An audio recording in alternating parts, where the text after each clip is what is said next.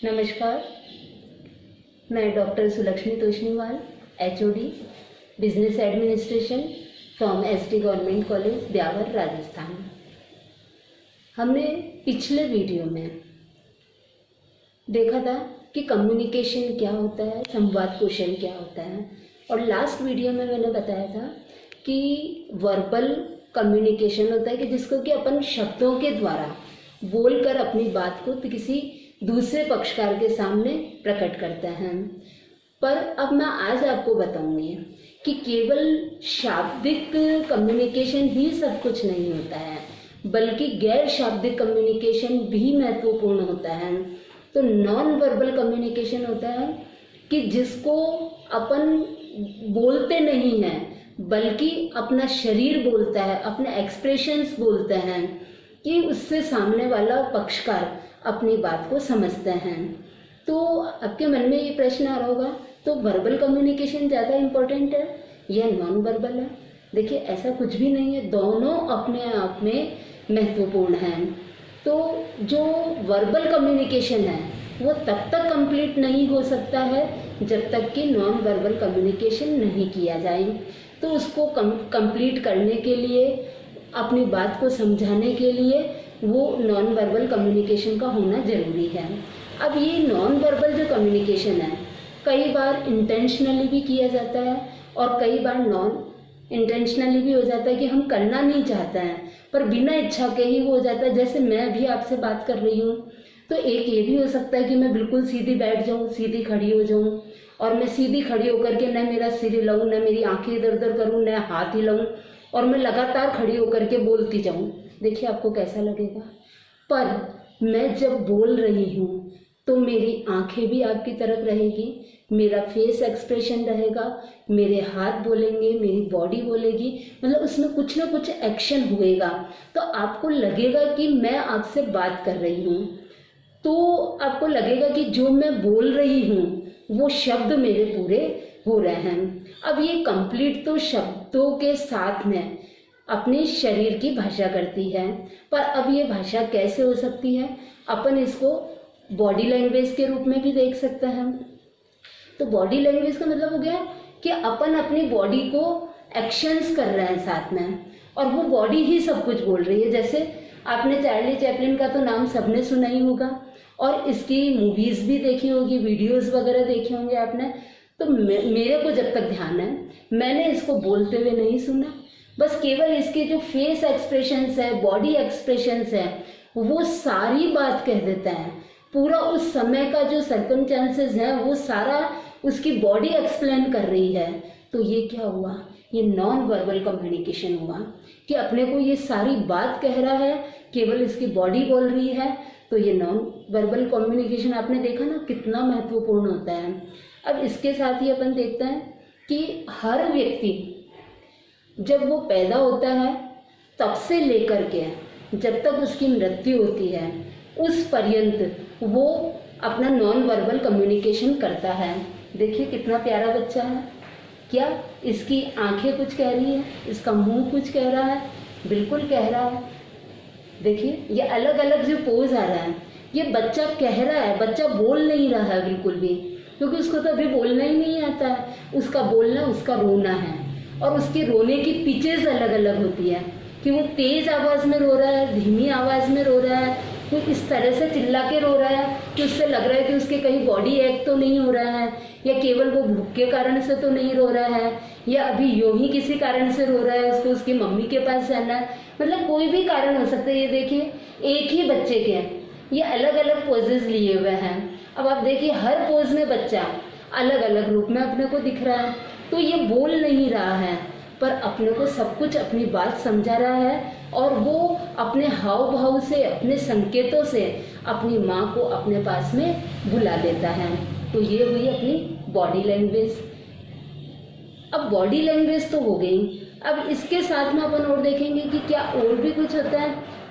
तो अपन देखते हैं कि एक होता है आर्टिफैक्चुअल लैंग्वेज, कि कई बार होता है कि व्यक्ति अपने स्टेटस को, अपने लाइफ स्टाइल को अपनी पोस्ट को उसको वो बताना चाहता है लोगों को, तो वो बोल के तो नहीं बता सकता है ना कि मैं इतना बड़ा सेलिब्रिटी हूँ, मैं इतना बड़ा प्रोफेशनल हूँ, या मैं इतना बड़ा डॉक्टर हूँ, मैं इतना बड़ा लॉयर हूँ, या ऐसा कुछ भी नहीं बता सकता। वो क्या बताता है, उसका पहनावा क्या है, उसकी लिविंग स्टाइल क्या है, उसका मकान का डेकोरेशन क्या है, वो जो सामान काम में ले रहा है वो सामान किस तरह के हैं।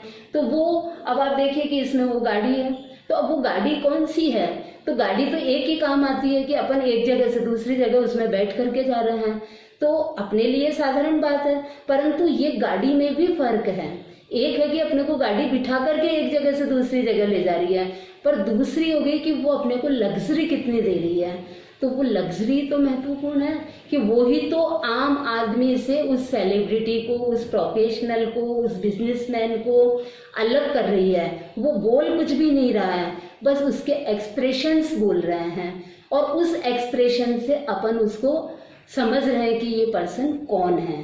तो आपने देखा ये क्या है, ये नॉन वर्बल कम्युनिकेशन है कि जिसने अपनी सारी बात कह दी। अब इसके साथ में अपन देखते हैं कि आपने इमोजीज तो नाम सुना ही होगा, मोबाइल सबके पास में होगा। तो मोबाइल में आप देखते हो कि आपके पास कोई भी व्हाट्सएप मैसेज आता है, तो जब भी कोई व्हाट्सएप मैसेज आता है तो आप उस मैसेज के जवाब में कोई ना कोई एक आध इमोजीज बना करके उसकी इमेज लेकर के आप भेज देते हो। तो अभी इमेजेस का मालूम कैसे पड़ा कि अपने को कौन सी वाली भेजनी है। तो ये है कि कुछ हैप्पीनेस की होती है, कुछ सैडनेस की होती है, कुछ बात कहने वाली होती है। तो अब हम लोग जल्दी से अपने को जो भेजनी है, जो एक्सप्रेशंस उस मैसेज पर बताने होते हैं अपन वो ही वाली इमोजीज उसके ऊपर सेंड कर देते हैं। तो क्या अपन ने उस व्हाट्सएप मैसेज के बदले में कुछ बोला है, कुछ लिखा है? नो, अपन ने न ऑरल कम्युनिकेशन किया, न रिटर्न कम्युनिकेशन किया, मतलब किसी तरह का कोई वर्बल कम्युनिकेशन नहीं किया है, बल्कि अपन ने केवल इमोजीज भेजी है जो कि फेस एक्सप्रेशंस को बता रही है कि आप उसके जो मैसेज आया है उस मैसेज को आप किस तरीके से पसंद कर रही है, उस मैसेज पर आपके रिएक्शंस क्या होने चाहिए और उन रिएक्शंस को आप किस तरह से दे रहे हैं उसको। तो ये बात वो अपनी प्रस्तुत कर रहे हैं। तो ये अपन ने यहाँ पर भी नहीं बोले, परंतु अपन ने अपनी बात कह दी सामने वाले को। तो ये मैं आपको कोई नई बात नहीं बता रही हूँ, सारी बातें वो ही है जो कि अपन सब कर रहे हैं, पर अपने को मालूम नहीं है कि अपन उनको कर रहे हैं और कैसे कर रहे हैं। अब आप देखिए कि अपनी फीलिंग्स होती है, वॉइस के पिचेस होते हैं, तो एक लैंग्वेज और होती है बॉडी के साथ में जिसको अपन बोलते हैं पैरा लैंग्वेज। तो पैरा लैंग्वेज का मतलब होता है कि हम लोग बोल रहे हैं, परंतु उस बोलने को कैसे बोल रहे हैं, मतलब सेंटेंस वो ही बोल रहे हैं, पर उस सेंटेंस को बोलने का तरीका क्या है। तो वो सेंटेंस को जो बोलने का तरीका है, वो तरीका ही अपने आप में महत्वपूर्ण है कि हम उस सामने वाले को अपनी बात जो कह रहे हैं, बहुत महत्वपूर्ण बात अपन इतने सपाट लहजे में कह देते हैं कि सामने वाला उस महत्वपूर्ण बात को सामान्य सी बात मान के चल जाता है। और कई बार हम अपनी सामान्य सी बात को इतने स्ट्रॉन्ग शब्दों के साथ में कहते हैं, स्ट्रॉन्ग तरीके से कहते हैं कि वो सामने वाला पक्षकार अपनी उस बात से एकदम इम्प्रेस होता है कि अरे ये तो कोई विशेष बात है। तो आपने कभी कवि सम्मेलन तो सुना होगा, तो कवि सम्मेलन में आप देखते हो कि हास्य रस के कवि आते हैं, श्रृंगार रस के कवि आते हैं, वीर रस के कवि आते हैं, और कुछ अपनी छोटी छोटी कविताएं सुना करके अपना मनोरंजन करता है। तो उनको सुन करके आपने उनके फेस एक्सप्रेशंस देखे। साथ में जो पैरा लैंग्वेज है उसमें मेन ये है कि अपन उसको बोल कितनी गति से रहे हैं, उसमें उतार और चढ़ाव कितना ला रहे हैं, उसमें अपन कितना रुक रहे हैं, कितना जोर दे रहे हैं उस शब्द के ऊपर। तो वो शब्द पर जो जोर दे रहे हैं, रुक रहे हैं, बोल रहे हैं, वो चीज़ अपनी प्रभावी बन रही है। तो आप देखिए वीर रस के जो कवि होते हैं, तो वीर रस के कवि अपनी बात को बड़े जोश के साथ में जोर लगा करके एक एक बात को बोलते हैं। अब उनकी जो वो बात है, तो वो बात अपने दिल तक बैठती है। अपने को उस समय लगता है कि अपन वीर रस के उसमें सन गए हैं, अपने को अब देशभक्ति के अलावा कुछ भी नजर नहीं आ रहा है।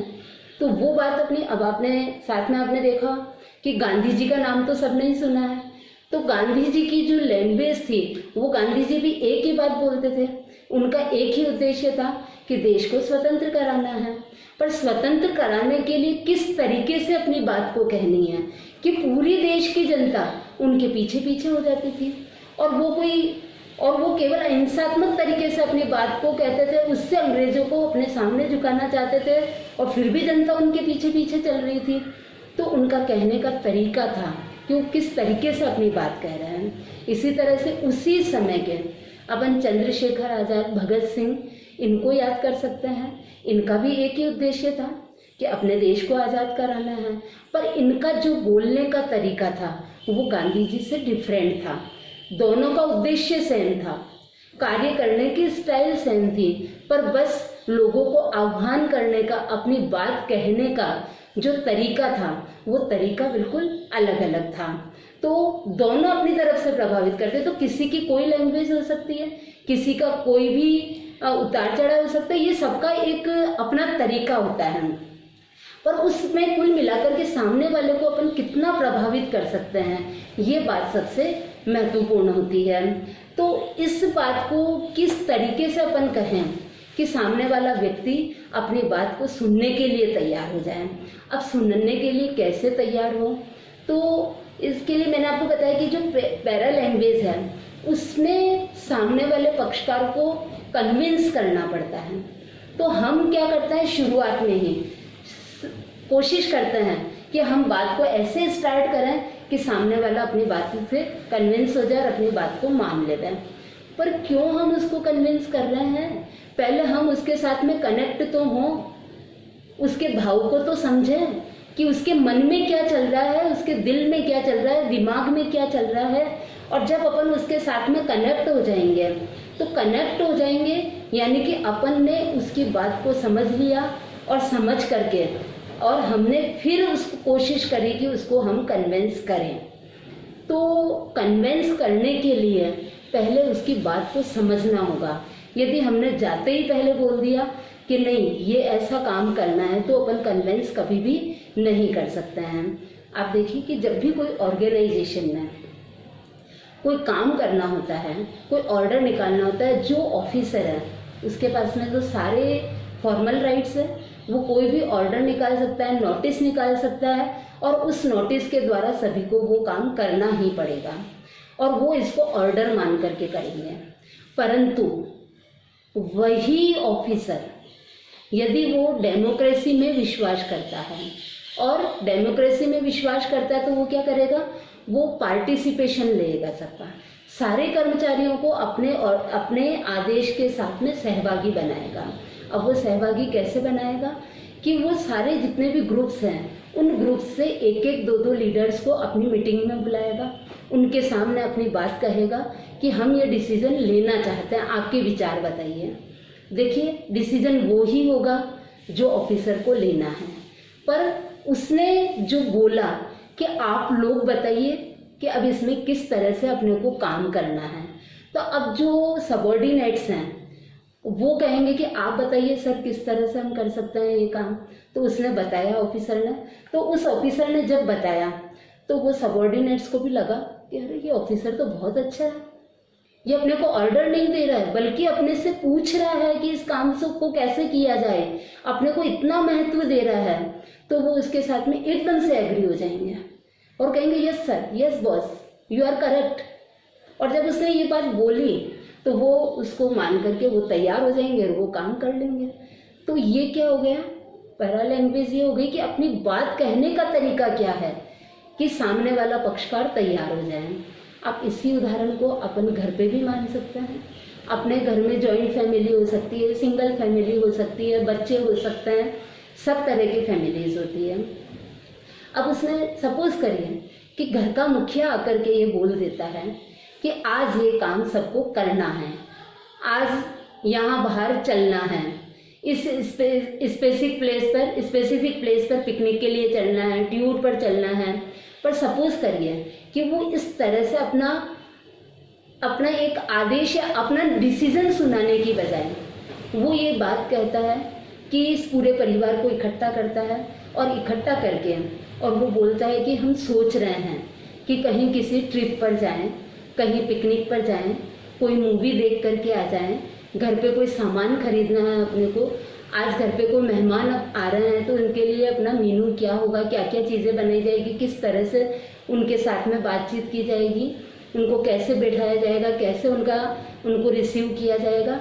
तो ये सारी बातें वो खुद भी आदेश भी दे सकता है तो भी उसके आदेश सब मानेंगे, पर नहीं, उसने आदेश नहीं दिया है। उसने सब घर वालों के साथ में बैठ करके सबको मौका दिया कि बताइए कैसे करें। तो अब आप देखिए उस कंडीशन में घर वाले ज़्यादा कुछ नहीं बताएंगे, घर वाले क्या कहेंगे कि एक आध सुझाव दे देंगे। और हो सकता है, मैं ये नहीं कहती कि जो सुझाव दे रहा है वो खराब सुझाव तो एक छोटा सा बच्चा भी बहुत अच्छा दे सकता है। तो उसने ये कहा और उसकी बात को सब घर वालों ने माना और मान करके सबने अपना अपना काम करना शुरू कर दिया, सुझाव भी दिए। और बात वही हुई कि मेहमान आएगा, उसका ट्रिप पे जा रहा है, पर उन्होंने 4 जगह में से एक सेलेक्ट कर ली। पर उस मुखिया ने हो सकता है उसको जिस जगह पर जाना था उसने उसी जगह को सेलेक्ट किया और उसको बता दिया, उसके फैक्ट्स बता दिए कि वो इस जगह पर क्यों जाना चाहता है। तो आप देखिए, आपको सरप्राइज होगा कि सब घर वाले उसके फैन हो गए और वो तैयार हो गए कि अरे ये जगह तो इतनी अच्छी है, हमको तो मालूम ही नहीं था, हमने तो इसके बारे में पहले ऐसे कभी सोचा ही नहीं। और आप देखिए कि सोशल मीडिया आजकल कितना प्रभावी है कि हर कोई व्यक्ति अपने सोशल मीडिया ग्रुप पर, अपने सेल फोन पर यही बात कहेगा कि मेरे फादर इतने अच्छे हैं, मेरी मदर इतनी अच्छी है, मेरा भाई इतना अच्छा है, मेरे फादर इन लॉ इतने अच्छे हैं, मतलब मेरे ब्रदर इन लॉ इतने अच्छे हैं। मतलब आपने तो डिसीजन तो खुद नहीं लिया है, पर मज़ा आ गया, आपने तो पूरे घर वालों को अपना बना लिया। अब इसके बाद में तो आप कोई भी अपनी बात कहेंगे, वो कहेंगे नहीं ये तो अपने हिसाब से अपने को पूछे बिना काम नहीं करते। तो देखा आपने मज़ा नॉन वर्बल कम्युनिकेशन का, कि नॉन वर्बल कम्युनिकेशन और वर्बल कम्युनिकेशन जब दोनों साथ मिल गए तो मिल कर के तो वो कंप्लीट हो गए और जो अपन ने चाहता है वो करने के लिए अपने को एक बहुत अच्छा प्लेटफॉर्म दे दिया। Thank you.